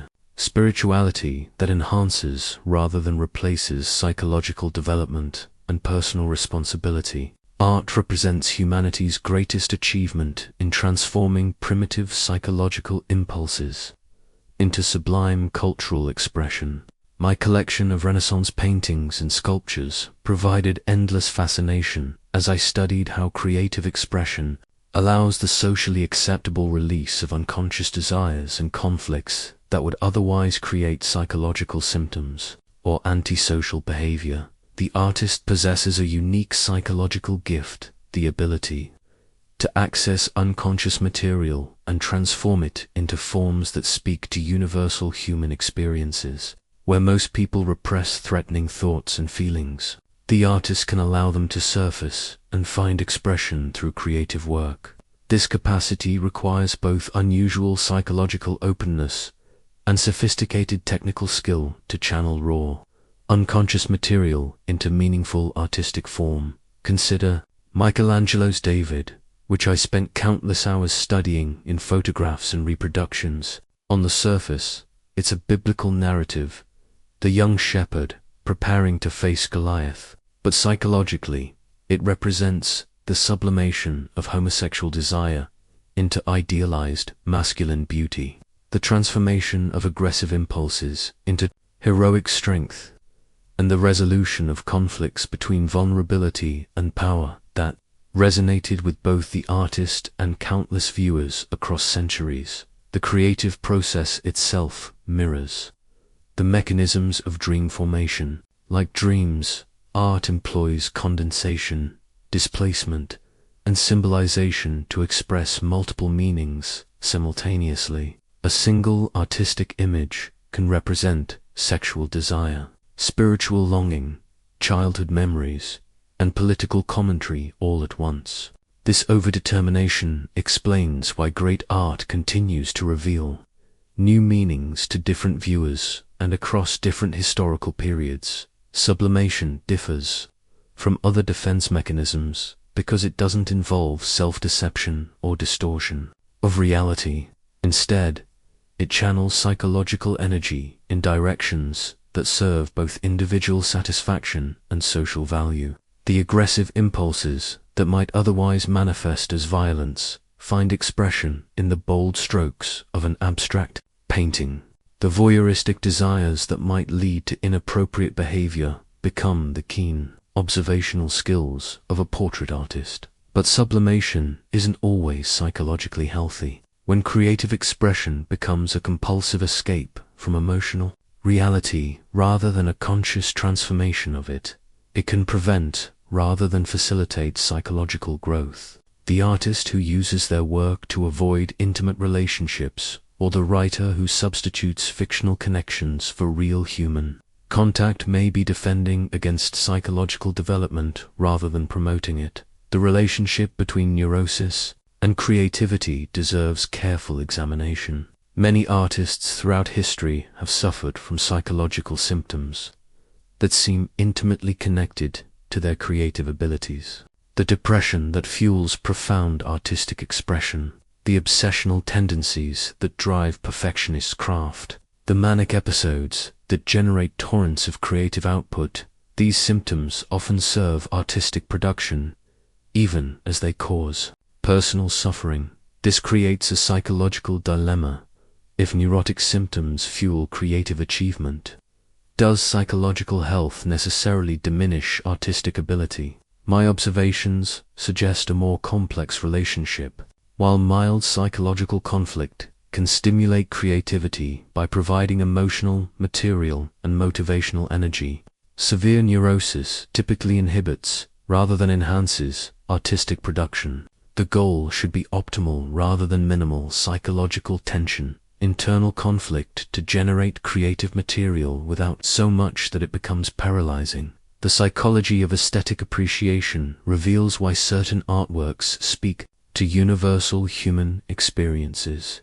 Great art doesn't just express the artist's personal psychology, it taps into collective unconscious themes and conflicts that resonate across cultures and historical periods. The mother-child bond depicted in Renaissance Madonnas, the heroic struggle portrayed in classical sculpture, the existential isolation captured in modern painting, these themes reflect fundamental human psychological experiences that transcend individual circumstances. When you respond emotionally to a work of art, you're often recognizing aspects of your own unconscious psychology reflected in artistic form. The painting that moves you to tears, the music that gives you chills, the poem that seems to speak directly to your soul. These reactions indicate that the artwork has successfully expressed psychological truths that you've experienced but perhaps never consciously articulated. Creative expression serves crucial psychological functions for both artists and audiences. For creators, it provides outlets for emotional experiences that might otherwise remain trapped in unconscious form. The act of transforming internal chaos into organized artistic expression can be deeply healing, allowing the integration of conflicted feelings and traumatic experiences into meaningful narrative or visual form. For audiences, art provides safe opportunities to experience emotions and situations that would be too threatening in real life.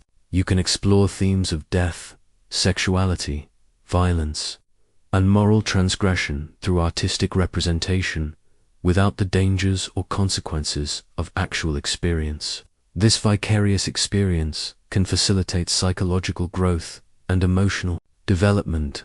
The social function of art extends beyond individual psychological benefits. Artistic expression allows cultures to process collective traumas, explore shared values, and imagine alternative possibilities for human organization and meaning. The great artistic movements often emerge during periods of social transition, helping societies navigate psychological and cultural transformations. Understanding the psychology of creativity can enhance your own creative abilities. Whether you consider yourself an artist or not, creativity requires a willingness to tolerate psychological ambiguity, to sit with uncomfortable feelings without immediately resolving them, and to allow unconscious material to surface without censorship.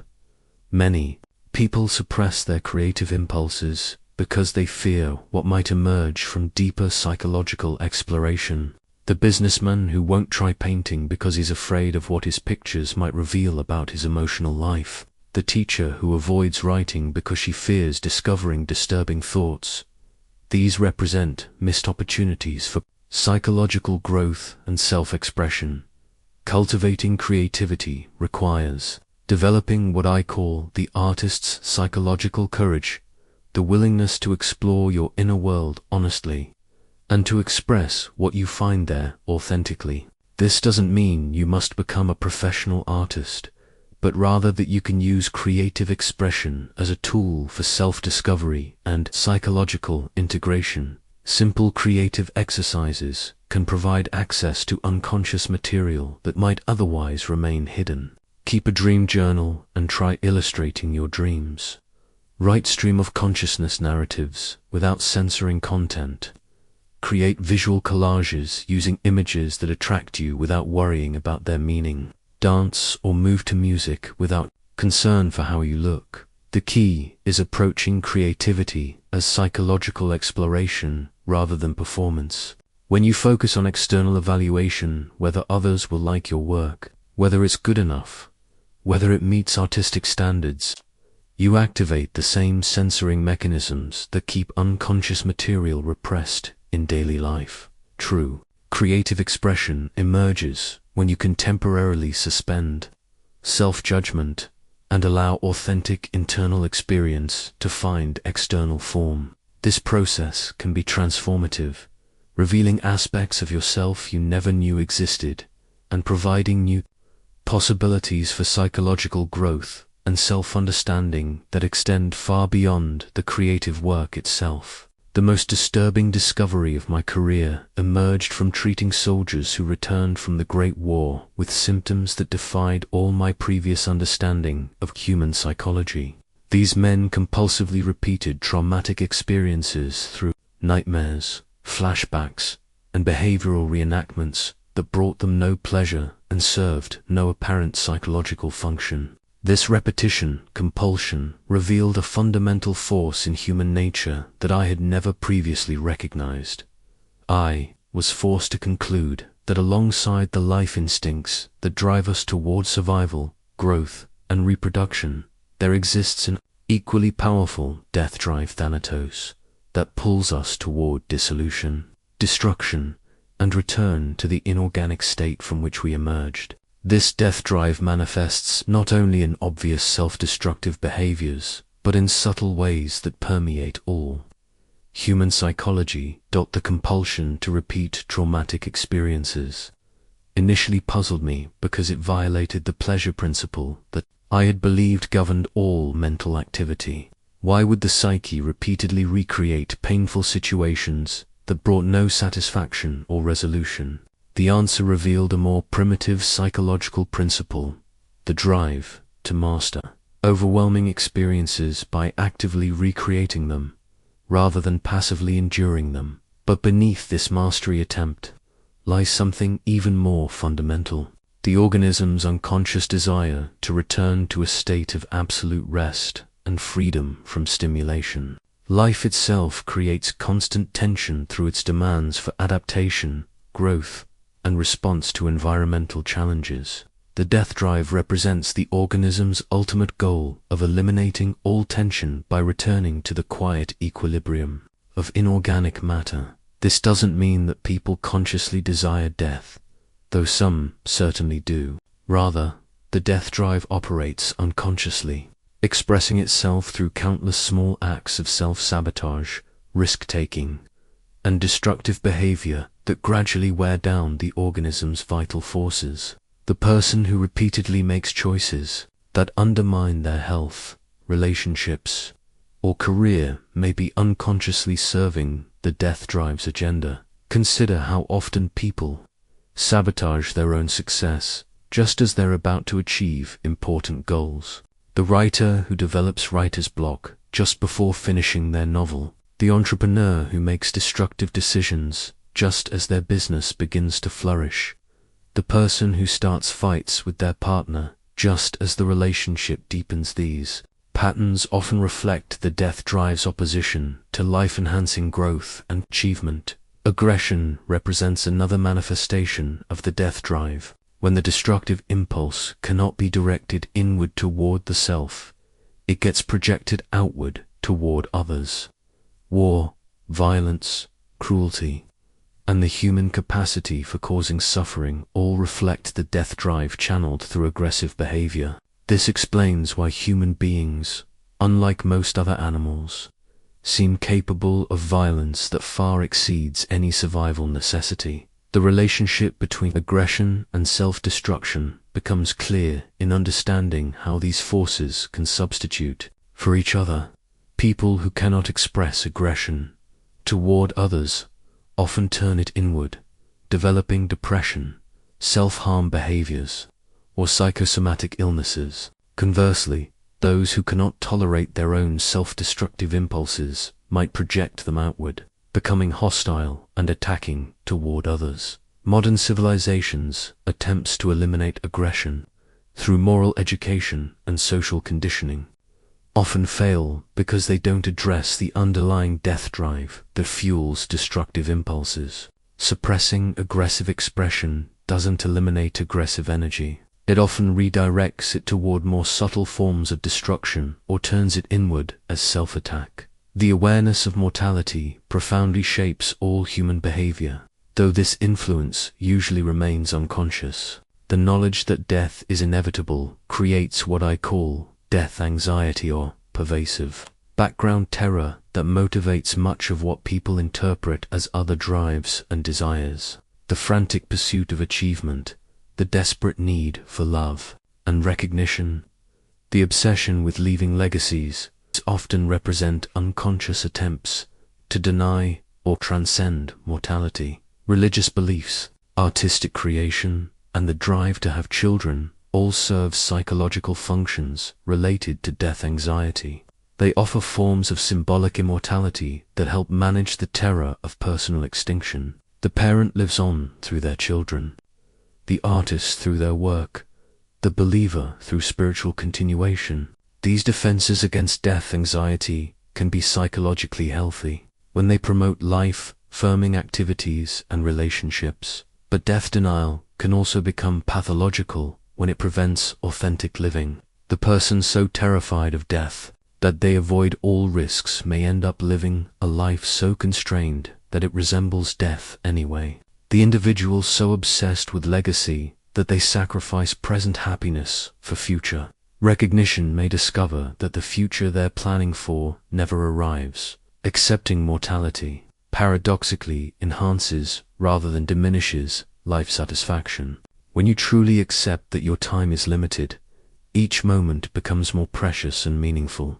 When you stop trying to achieve immortality through external accomplishments, you can focus on experiences and relationships that provide genuine fulfillment in the present. The psychological work of accepting death involves grieving not just for others who have died, but for your own inevitable death. This anticipatory mourning for yourself allows you to appreciate life more fully rather than spending psychological energy on futile attempts to avoid the unavoidable. Understanding the death drive doesn't mean becoming morbid or fatalistic. Rather, it means recognizing that destructive and self-destructive impulses are normal aspects of human psychology that require conscious management rather than denial.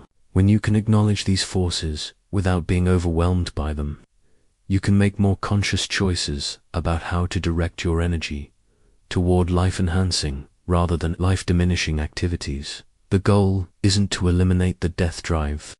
Impossible, and would probably be undesirable since it serves important psychological functions.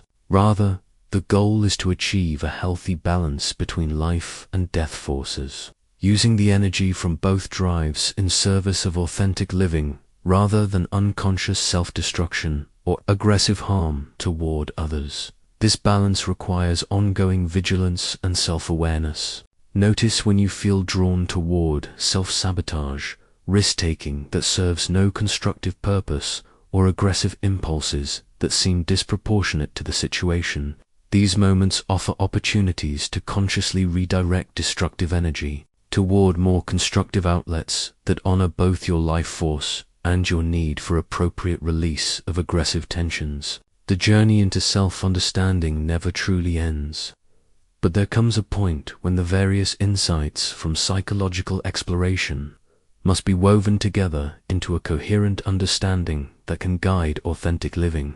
My final self-analysis journal chronicles this ongoing process of integration, the gradual development of a relationship with yourself based on honest acknowledgement of all aspects of your personality, both admirable and troubling. Integration begins with accepting the fundamental contradictions within your own psyche. You contain within yourself capacity for great love and destructive hatred, profound wisdom and foolish self-deception, generous compassion and selfish cruelty. Rather than trying to eliminate the aspects of yourself that seem unacceptable, psychological maturity requires learning to live consciously with these contradictions while choosing how to express them. This acceptance doesn't mean becoming passive about negative traits or abandoning efforts at self-improvement.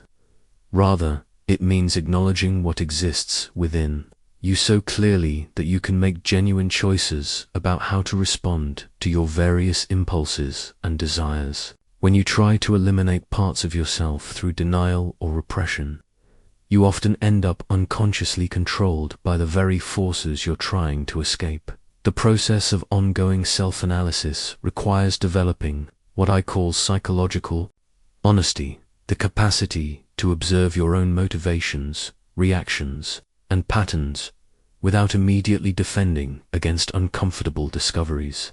This means noticing when you feel jealous, competitive, sexually attracted to inappropriate people, angry at those you love, or drawn toward behavior that contradicts your stated values. Most people spend enormous energy maintaining psychological defenses that prevent them from seeing themselves clearly. They rationalize their behavior, project their problems onto others, and construct elaborate self-justifications that preserve their idealized self-image while keeping them unconscious of their actual motivations and conflicts. Breaking through these defenses requires courage and persistence. You must be willing to discover that you're not who you thought you were, that your motives are often different from what you've told yourself, and that you're capable of thoughts and feelings that contradict your conscious values and identity.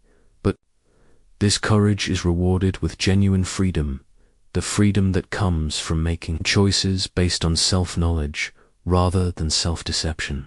When you understand your unconscious patterns, you can interrupt them before they create problems. When you recognize your authentic desires, you can find healthy ways to satisfy them rather than remaining trapped in cycles of frustration and indirect expression. The balance between insight and action deserves careful attention. Some people become addicted to self-analysis, endlessly exploring their psychology without ever translating insights into behavioral changes.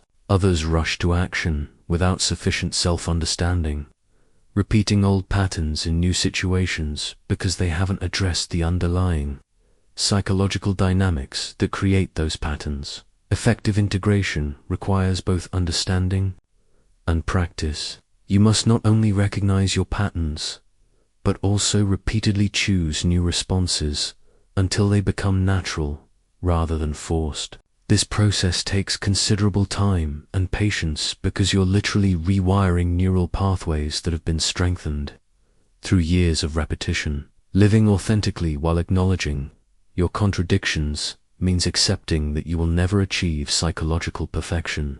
You will continue to experience conflicts between different aspects of your personality. You will sometimes act in ways that disappoint yourself. You will discover new problems and limitations as you grow and change. This acceptance of human limitation is actually liberating rather than discouraging. It frees you from the exhausting effort to maintain an impossible standard of psychological purity and allows you to focus energy on growth rather than defense. When you can acknowledge your flaws without being destroyed by shame, you can address them constructively rather than hiding from them. The courage required for genuine self-knowledge cannot be overstated. It means facing aspects of yourself that you've spent years avoiding. It means feeling emotions you've worked hard to suppress. It means questioning fundamental assumptions about yourself and your relationships that have provided security and identity. But this courage also enables a kind of intimacy with yourself that transforms all other relationships. When you can be honest about your own complexity, you can extend the same acceptance to others. When you understand your own unconscious motivations, you can recognize similar dynamics in other people without judgment or surprise. Creating a life aligned with your deepest truths requires ongoing vigilance and adjustment. As you change and grow, your understanding of yourself deepens, and choices that once felt authentic may no longer serve your development.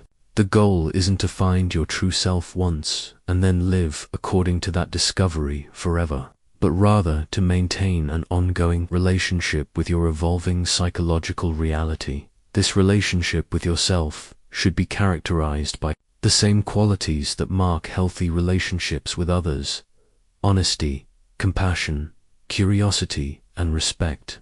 You need to be truthful with yourself about your motivations and limitations, while also maintaining appreciation for your strengths and potential for growth. The tools I've provided throughout this exploration: dream analysis, recognition of defense mechanisms, understanding of unconscious motivations, awareness of repetitive patterns, are meant to be used continuously rather than learned once and forgotten.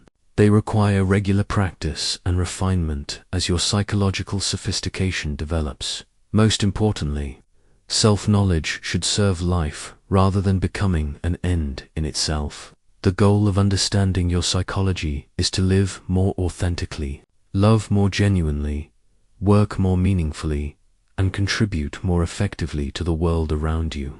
When psychological insight enhances your capacity for connection, creativity, and contribution, you know you're integrating your discoveries in healthy ways that honor both your individual development and your relationships with others. As I reflect from my desk in these final years, surrounded by the papers and artifacts that represent a lifetime of exploring human nature, I'm struck by how far the understanding of the unconscious mind has traveled since my early discoveries in Vienna. The basic insights about unconscious motivation, the power of early experiences, and the complexity of human psychology have taken root in ways I never could have imagined. Yet the fundamental challenges I identified remain as relevant today as they were in my time. Human beings still struggle with the same conflicts between desire and prohibition, still repeat unconscious patterns from childhood, still defend against uncomfortable truths about themselves. The forms may change with technology and social evolution, but the underlying psychological dynamics continue to shape human experience across cultures and generations. Modern applications of psychoanalytic understanding have evolved beyond my original techniques while preserving the core insight that consciousness can be therapeutic. Whether through traditional analysis, brief therapy, or other approaches that bring unconscious material to awareness, the healing power of understanding remains constant. The goal is always the same: expanding the territory of conscious choice while reducing the power of unconscious compulsion. What it means to be truly conscious in an unconscious world requires constant vigilance and ongoing self-examination. Most people drift through life largely unconscious of their real motivations, repeating patterns they don't recognize, driven by forces they don't understand. Breaking free from this unconscious existence requires the kind of honest self-investigation that most people find too threatening or demanding to pursue. But for those who undertake this journey, the rewards are profound. Consciousness brings the possibility of genuine choice, authentic relationships, and meaningful work. When you understand your unconscious patterns, you can begin to live intentionally rather than reactively. When you recognize your defenses, you can choose when to employ them and when to face reality directly. The ongoing human quest to understand ourselves represents perhaps our species' greatest achievement and most important challenge. Each generation must rediscover these psychological truths for themselves while building upon the insights of those who came before. The work of self-understanding is never completed because human psychology continues to evolve in response to changing social and technological conditions. Your personal journey into the depths of your own mind begins with the recognition that you are largely unknown to yourself. The person you think you are, your conscious beliefs, values, and motivations represents only a small fraction of your total psychological reality. Beneath the surface lies a vast unconscious realm that influences every aspect of your life. In ways you're only beginning to appreciate, the tools I've shared throughout our exploration together: dream interpretation, recognition of defense mechanisms, understanding of unconscious motivation, awareness of repetitive patterns, are meant to be practical instruments for ongoing self-discovery, rather than theoretical concepts to be admired from a distance. They require regular use and refinement as your psychological sophistication develops. But remember that self-knowledge without self-compassion can become a form of psychological torture. The goal isn't to judge yourself harshly for having unconscious motivations or psychological conflicts, but rather to understand these aspects of your nature so you can work with them constructively, rather than being unconsciously controlled by them. The courage required for genuine psychological exploration cannot be understated. It means questioning everything you think you know about yourself and being willing to discover uncomfortable truths about your motivations, relationships, and life choices. It means facing aspects of yourself that you've spent years avoiding and feeling emotions you've worked hard to suppress. Yet this courage enables a kind of freedom that nothing else can provide. The freedom to live authentically rather than defensively, to love genuinely rather than needily, to work meaningfully rather than compulsively. When you understand your unconscious patterns, you can begin to make choices based on genuine self-knowledge rather than psychological automation. Your exploration of these ideas should continue long after our time together ends. Keep a dream, journal, and practice interpreting your nocturnal communications from the unconscious. Notice your patterns in relationships and work situations. Pay attention to your emotional reactions, especially when they seem disproportionate to the situation. These often signal unconscious material seeking expression. Most importantly, approach this ongoing self-discovery with curiosity rather than judgment. Your unconscious mind isn't your enemy to be conquered, but rather an unknown aspect of yourself to be understood and integrated. The goal isn't psychological perfection, but rather psychological honesty. The capacity to see yourself clearly and work with your actual nature rather than an idealized version of who you think you should be. The legacy of psychoanalytic understanding extends far beyond individual therapy or academic psychology. It offers tools for understanding human behavior in all its complexity, from intimate relationships to social movements, from artistic expression to political dynamics. When you understand unconscious motivation, you can see more clearly why people behave as they do and respond with greater wisdom and compassion. As you continue this exploration of your own hidden depths, remember that the unconscious never stops communicating. Every dream, every slip of the tongue, every unexpected emotional reaction carries messages from the parts of yourself that remain outside conscious awareness. Learning to listen to these communications and translate them into conscious understanding is a skill that develops throughout life. The conversation between your conscious and unconscious minds that began tonight will continue for as long as you remain curious about your own psychological reality. Each insight you gain creates the foundation for deeper understanding, and each moment of honest self-reflection brings you closer to the authentic life that becomes possible when you truly know yourself.